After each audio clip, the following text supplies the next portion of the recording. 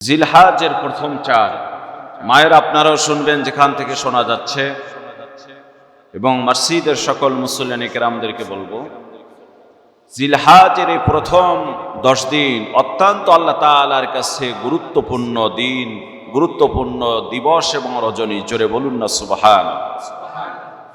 হাদিস শরীফের ভিতরে আসছে, জিলহাজের চাঁদ উদিত হওয়ার সঙ্গে সঙ্গে জিলহাজের প্রথম 10টা দিন আল্লাহ তাআলার দরবারে, এই দিনগুলি এক একটা দিন আল্লাহ তাআলার দরবারে অনেক দামি।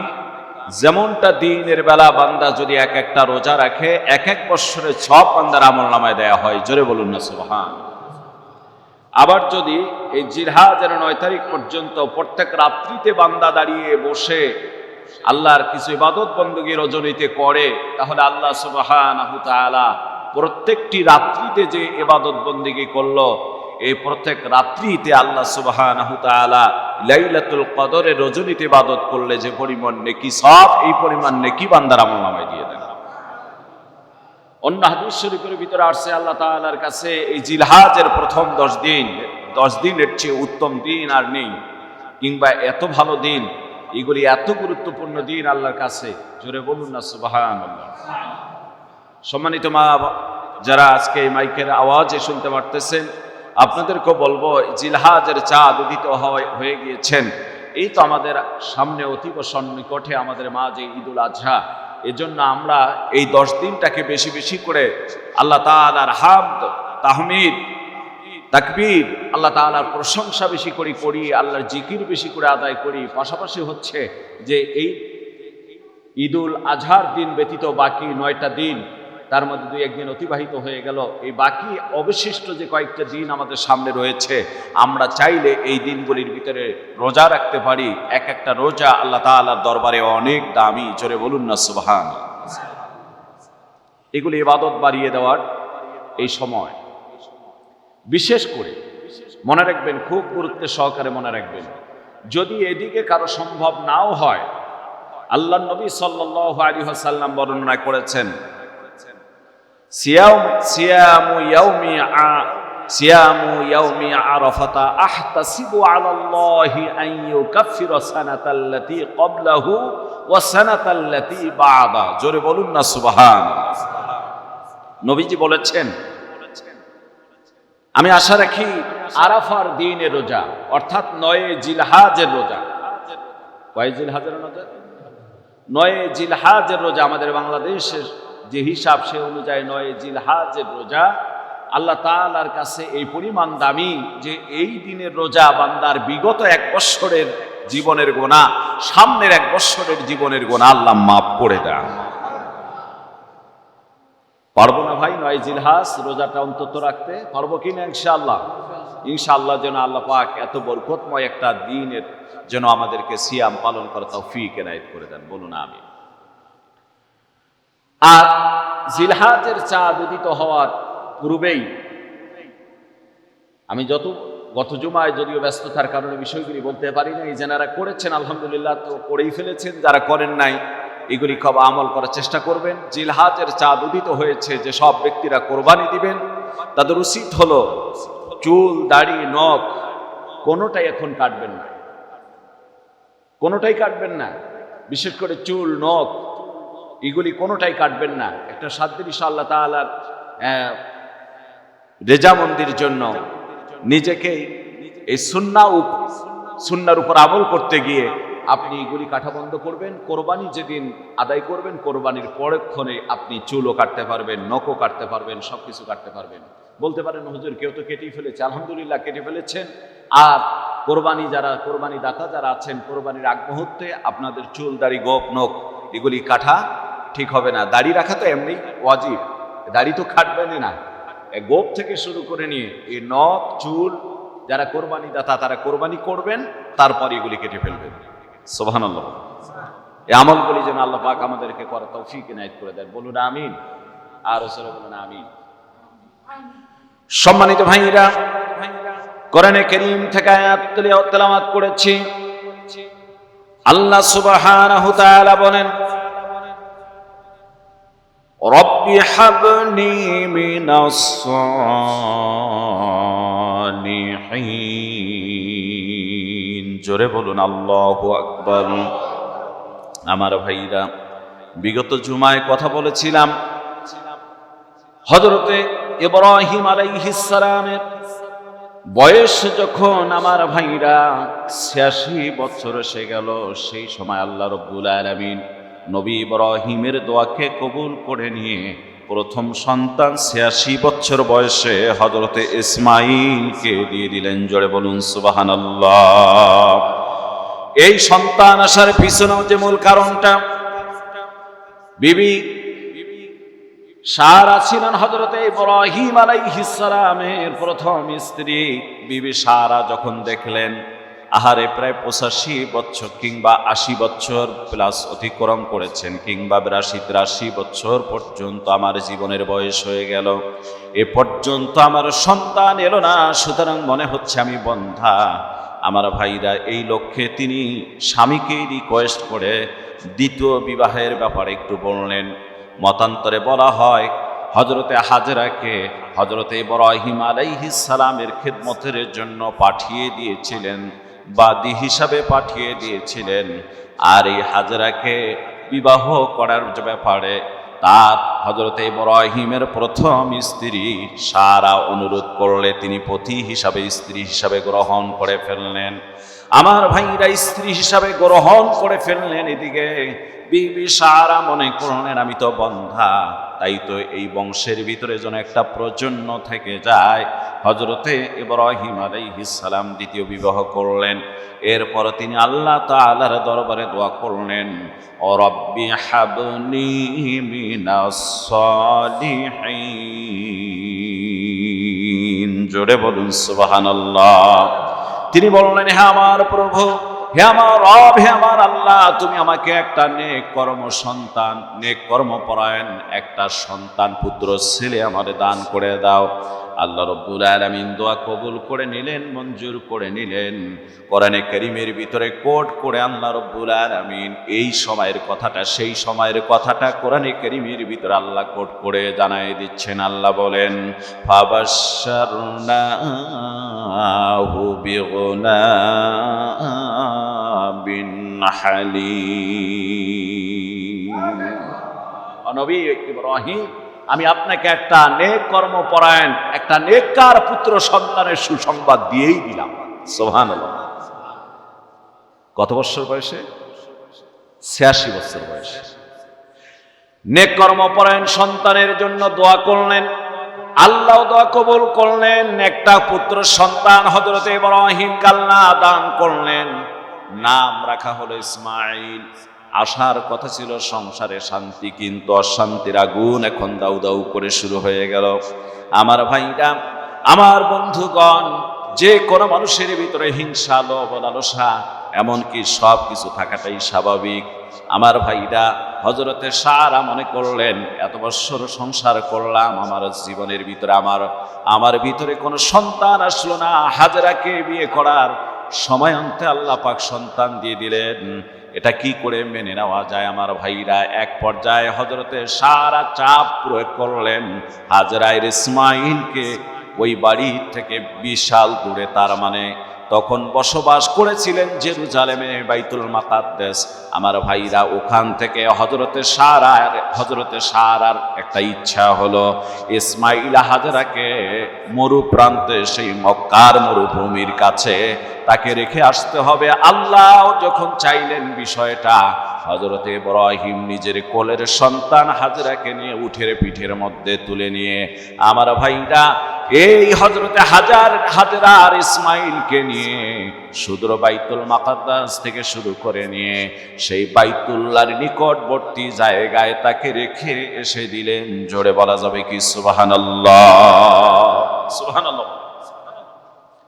অনেক কথা, এগুলি ব্যাখ্যা দেওয়ার কোনো সুযোগ নেই। শুধুমাত্র বলবো, যখন তিনি চলে আসবেন, হাজেরা বললেন, স্বামী, সামান্য খাবার, একটু খেজুর দিয়েছো, এক মশক পানি দিয়েছো, কখনো না জানি এটা শেষ হয়ে যাবে, এর পরক্ষণেই তো আমাদের আর কোনো খাদ্য নেই, কোনো পানীয় নেই। আর এই মরু প্রান্তে বাড়ি ঘর দুয়ার কোথায় আছে জানি না, তো তোমার কাছে 2-3টা প্রশ্ন। প্রথম নাম্বার প্রশ্ন হলো, আমাদের যেখানে রাখছো এই জায়গা থেকে চতুর্দিকে বাড়ি ঘরদুয়ার কত দূরে আছে? হযরত ইব্রাহিম বললেন, বিবি এখান থেকে বাড়ি ঘরদুয়ার চতুর্দিকে 40 মাইল দূরে দূরে। জোরে বলুন আল্লাহু আকবার। এই 40 মাইলের ভিতরে কোনো বাড়ি ঘরদুয়ার তদানীন্তন সময় ছিল না। হযরত হাজেরা বললেন, স্বামী বুঝলাম 40 মাইলের নিকটে বাড়ি ঘরদুয়ার নাই, আমার যে এখানে রেখে যাচ্ছ নিজের ইচ্ছায় নাকি কারো চাপে পড়ে তুমি রেখে যাচ্ছ? বিষয়টা একটু জানতে চাই। হযরত ইব্রাহিম বললেন, বিবি আমি যে আল্লাহর নবী ইব্রাহিম, তুমি কি বিশ্বাস করো? হযরত হাজেরা বললেন, নিঃসন্দেহে বেশক আমি বিশ্বাস করি, এতে কোনো সন্দেহ নেই। হযরত ইব্রাহিম সূক্ষ্ম কায়দায় জবাব দিয়ে দিলেন, আল্লাহর খলিল। তিনি বললেন, আল্লাহর নবীরা কোনোদিন নিজের ইচ্ছায় কিংবা কারো চাপে পড়ে এমন কাজ করতে পারে না। হাজরা বুঝলেন এটা আল্লাহর নির্দেশ, আর কোনো সেখানে আপিল নাই। জোরে বলা যাবে কি সুবহানাল্লাহ? শুধুমাত্র বললেন, স্বামী যদি আমাদের মৃত্যুর সংবাদ কখনো শোনো তাহলে নিজ হস্তে আমাদের লাশগুলি একটু দাফন করে দিও। হযরত ইব্রাহিম বিদায় নিয়ে চলে যাচ্ছেন। বিবি হাজেরা চোখের পানি ছেড়ে ছেড়ে আমার ভাইরা স্বামীর দিকে তাকাচ্ছেন। মাসুম সন্তান কোলে নিয়ে বসে থাকলেন। জোরে বলা যাবে কি আল্লাহু আকবার? অনেক লম্বা কথা। এই সন্তানটাকে এক সময় কোরবানির নির্দেশ এসে গেল। সেই সময়টা কেমন সময় ছিল, কোন বয়সের ছিল? আল্লাহ রাব্বুল আলামিন কোরআনে কারীমের ভিতরে কথাগুলি কোট করে ফেললেন। আল্লাহ পাক জানায় দেন, ফালাম্মা বালাগা মা'হুস সা'য়া ক্বালা ইয়া বুনাইয়া ইন্নী আরা ফিল মানামি আন্নী আযবাহুকা ফানজুর মাযা তারা। জোরে বলা যাবে কি আল্লাহু আকবার? আল্লাহ পাকের বক্তব্য হলো, যখন এই সন্তানটা পিতার সঙ্গে চলাফেরা করতে পারে, এই বয়সে যখন উপনীত হয়ে গিয়েছেন আমার ভাইরা, তার মানে যখন পিতার সঙ্গে একটু চলাফেরা করতে পারে, হালকা কিছু কাজে মানে চলতে পারে, করতে পারে, এমন সময়ের ভিতরে মুফাসসিরিনে কেরাম ব্যাখ্যা দেন, মুহাদ্দিসিনে কেরাম ব্যাখ্যা দেন যে তখন তার বয়স 9 কিংবা 13 বছর পর্যন্ত হতে পারে। হযরত ইসমাঈলের বয়স। আমার ভাইরা, এমন সময়ের ভিতরে আল্লাহ নির্দেশ এসে গেল। তিনি বললেন ডাক দিয়ে, হে আমার পুত্র, হে আমার অনুগত পুত্র, তোমারে আমি বলতে চাই, আমি স্বপ্নে দেখেছি আমি আল্লাহর নামে তোমাকে জবেহ করতেছি, কোরবানি দিতেছি। তোমার অভিমত কি? তোমার মতামতটা কি? আমি একটু জানতে চাই। যেমন পিতা তেমন তার, যেমন সন্তান তেমনই পিতা, যেমন পিতা তেমনই তার সন্তান। আমার ভাইরা, সাথে সাথে সন্তান ডাক দিয়ে বললেন, আল্লাহ কোরআনে কথাগুলি কোট করলেন। আল্লাহ রাব্বুল আলামিন বলেন, ক্বালা ইয়া আবাতি ফাআল মা তু'মার। হে আমার পিতা, আল্লাহ যে আদেশ আপনাকে আদিষ্টিত করেছেন, যে নির্দেশ আল্লাহর পক্ষ থেকে আপনার প্রতি এসেছে, সাতাজিদুনি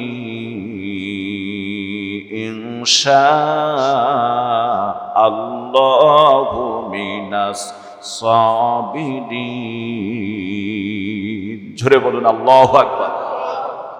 সে আদেশটা আপনি সম্পূর্ণ করুন। সাতাজিদুনি ইনশাআল্লাহু মিনাস সাবিরিন। নিশ্চয় আপনি আমাকে ধৈর্যশীলদের অন্তর্ভুক্ত পাবেন। জোরে বলুন না সুবহানাল্লাহ। আপনি আদেশ সম্পূর্ণ করে ফেলুন, কোরবানি করেই ফেলুন। আমার ভাইরা গভীর মনোযোগ দেন। এখানে কিন্তু হযরত ইসমাঈল বলতে পারতেন আপনি আমাকে ধৈর্যশীল পাবেন, কিন্তু এই কথা তিনি বলেন নাই। তিনি বললেন নিশ্চয় আপনি আমাকে ধৈর্যশীলদের অন্তর্ভুক্ত পাবেন। আমার ভাইরা, তার মানে তিনি এটা বুঝাচ্ছেন এই পৃথিবীতে আমি শুধু একা নয়, এই পৃথিবীতে বহু মানুষ, বহু আল্লাহর প্রিয় বান্দা ধৈর্যশীল ছিল, আমি তাদের অন্তর্ভুক্ত হতে চাই। সুবহানাল্লাহ। আমি তাদের অন্তর্ভুক্ত হতে চাই। আপনি কোরবানি সম্পূর্ণ করে ফেলুন, আপনার আদেশ আপনি সম্পূর্ণ করুন, আমি রাজি। জোরে বলুন না সুবহানাল্লাহ। আমার ভাইরা, অনেক লম্বা কথা, মনোযোগী দেই আমরা, মনোযোগ হয়ে যাই। এই হযরতে ইব্রাহিম আলাইহিস সালাম যখন কোরবানি করবেন, কোরবানি করার নির্দেশ এসে গেল, তিনাকে তো রেখে গিয়েছিলেন এই মরু প্রান্তে। আমার ভাইরা, তিনি একটা সিরিয়ার মোটা তাজা উটের উপর চড়ে রওনা করেছিলেন হযরতে ইসমাইলকে কোরবানি করার জন্য। আমার ভাইরা, এই উট নিয়ে যখন তিনি মক্কার মরু প্রান্তের ভিতরে পৌঁছে গেলেন, তখন দেখলেন অনেক বাড়ি ঘর তখন কিছুটা হয়েছে, সবুজ শ্যামল হয়েছে, অনেকগুলি বাচ্চা খেলতে আছে। তার ভিতরে এই বড় লম্বা উটটা, মোটা তাজা উটটাকে দেখার জন্য অনেক বাচ্চা চতুর্দিকে ঘিরে ফেলেছেন। আমার ভাইরা, একটা বাচ্চা সামনের দিকে উঠে দাঁড়াইয়া, এই বাচ্চাটা উঠের দিকে না তাকাইয়া বৃদ্ধ লোকটার কপালের দিকে এতিমের মতো করে ফেল ফেল করে তাকে দেখছেন। জোরে বলুন না সুবহানাল্লাহ। উট দেখা শেষ হয়ে গেলে সব বাচ্চাগুলি খেলায় আবার লিপ্ত হয়ে গেল। এই বাচ্চাটা সামন থেকে সরে না, বৃদ্ধ লোকটার কপালের দিকে বারবার তাকিয়ে দেখতেছেন। উটটাকে অন্যদিকে হাঁকিয়ে চলার চেষ্টা করলেন, উট সামনের দিকে চলে না। আল্লাহ জানিয়ে দিচ্ছেন, নবী ইব্রাহিম, আপনার সামনে যে পুত্রটা দাঁড়িয়ে আছে, এইটা হচ্ছে আপনার কলিজার টুকরো ইসমাইল, যাকে আমি কোরবানি করার নির্দেশ দিয়েছি। যতক্ষণ পর্যন্ত আপনি নেমে তারে আদর দিয়ে একটু কোলে তুলে নিবেন না, ততক্ষণ পর্যন্ত যদি আপনি উটকে মারতে মারতে মেরেও ফেলেন, আঘাত করেন, এই উট এক পা সামনে বাড়াবে না। জোরে বলুন না সুবহানাল্লাহ। আমার ভাইরা, এই এমন একটা সন্তানকে উটের পিঠ থেকে লাফ দিয়ে বুকে চড়ায় নিয়ে চুমু খেলেন, আদর করলেন, বাড়িতে নিয়ে গেলেন। সেখান থেকে নিয়ে মিনার দিকে, কোরবানির দিকে চলে গেলেন। আল্লাহ কোরআনে কারীমের ভিতরে বলেন, ফালাম্মা আসলামা আতাল্লাহু লিল জাবিন, হযরত ইসমাইলকে মিনায় নিয়ে গিয়ে কাঁধ করে চিৎ করে শোয়াই দিলেন। এক কপালের এক পাশ বালির মধ্যে ধুলি কারাশির ভিতরে লেগে গেলেন। অতঃপর তিনি কোরবানি করা শুরু করে দিলেন। তরবারি চালাচ্ছেন আর চালাচ্ছেন, আল্লাহর পক্ষ থেকে নির্দেশ এসে গেল, আল্লাহ তো কোরবানি কবুল করবেন। এদিকে হযরত ইব্রাহিমের ব্যাপারে তরবারিকে আল্লাহ পাক যেন জানাই দিলেন, তরবারি খবরদার, আমার নির্দেশ আছে, একটা পশম ইসমাইলের কাটা যাবে না। জোরে বলুন না সুবহানাল্লাহ। হাজারবার তরবারি চালাচ্ছে, কোনো লাভ হচ্ছে না, শতবার চালাচ্ছেন। আমার ভাইরা, আল্লাহ বলেন, আল্লাহ রাব্বুল আলামিন ডাক দিয়ে বলছেন, قد صدقت الرؤيا إنا كذلك نجزي المحسنين। আল্লাহ পাক জানাই দিচ্ছেন, নবী ইব্রাহিম, আপনি আপনার আদেশকে, আপনি আপনার এই স্বপ্ন আদেশকে সত্যিতে পরিণত করে দিয়েছেন। এটাই আমি আল্লাহ পাক সৎকর্ম পরায়ণশীলদের জন্য প্রতিদান দিয়ে থাকি। আমি আল্লাহ রাব্বুল আলামিন তার প্রতিদানটা কি দিচ্ছি, আল্লাহ পাক জানাই দিচ্ছেন যে আমি এখন এই ইসমাইলের পরিবর্তে একটি জন্তু, একটি দুম্বা, জান্নাতি দুম্বা জবেহের জন্য আমি আল্লাহ প্রস্তুত করে দিলাম। জোরে বলুন না সুবহানাল্লাহ। বৃষ্টির কারণে সময় মতো আমরা আসতে পারি নাই, কিংবা আমি নিজেও আসতে পারি নাই, কথার বাড়ানো ঠিক হবে না। সেই কোরবানি আমাদের সামনে, আমরা এই কোরবানিটা আল্লাহর উদ্দেশ্যে করবো ইনশাআল্লাহ। করবো না ভাই ইনশাআল্লাহ? যাদের কোরবানি আমাদের জন্য ওয়াজিব রয়েছে, আমরা কোরবানিগুলি করবো ইনশাআল্লাহ। বলুন ইনশাআল্লাহ। পাশাপাশি মনে রাখবেন একটি বিষয়, সেটা হলো কোরবানির যে সব পশুগুলি, আবারও বয়স বলছি, গরু ছাগল 1 বছর বয়স, তারপর হচ্ছে গরু মহিষ 2 বছর বয়স, ছাগল ভেড়ার বয়স হবে 1 বছর, আর উটের বয়স হবে 5 বছর। তা যা হোক, আমাদের ছাগল ভেড়া দুম্বা এগুলির বয়স থাকতে হবে 1 বছর। এরপর গরু মহিষের 2 বছর, উটের 5 বছর। আমরা উটও দেব না, কেউ মহিষ দিতে পারি, গরু দিতে পারি, এটা 2 বছর বয়স হতে হবে। ছাগলের বয়স কোনো পক্ষে কোনো কর্মেই 1 বছরের নিচে হওয়া যাবে না, 1 বছর হতেই হবে। ভেড়া যদি কোনোটা একটু মোটা তাজা হওয়ার কারণে একটা বড় হয়েছে, দুম্বার ক্ষেত্রে একই হুকুম, সেটা যদি 1 বছরই ভেড়ার পালে ছেড়ে দিলে সমপরিমাণ দেখা যায়, অথচ 1 বছর পূর্ণ হয় নাই, তাহলে এটা দিয়ে কোরবানি করা জায়েজ আছে। তবে এখানে দাঁতের সাথে কোনো সম্পর্ক নাই। বয়স যদি ঠিক গরুর 2 বছর হয়, মহিষের 2 বছর হয়, কোরবানি দেওয়া যাবে। ছাগলের 1 বছর হয়, কোরবানি দেওয়া যাবে। ভেড়ার 1 বছর হয়, কোরবানি দেওয়া যাবে। এরপর উঠের 5 বছর হয়, কোরবানি দেওয়া যাবে। আল্লাহ পাক আমাদেরকে এভাবে পশুগুলি কোরবানি আল্লাহর হস্তে করার তৌফিক এনায়েত করে দেব। বলুন না আমিন। আর আমরা এই বেশি বেশি করে আমরা এই বিষয়গুলি নিয়ে, এই বিশেষ করে জিলহাজের প্রথম যে 9 দিন একটু বেশি বেশি করে আমরা তাকবীর, তাহমিদ, আল্লাহ তাআলার প্রশংসা বেশি করে, জিকির আজকার, আমরা ইবাদতকে বাড়িয়ে দেব। আল্লাহ পাক আমাদেরকে কবুল করে নেব। বলুন আমিন। কাবলা জুমার 4 রাকাত নামাজ আমরা পড়ব ইনশাআল্লাহ।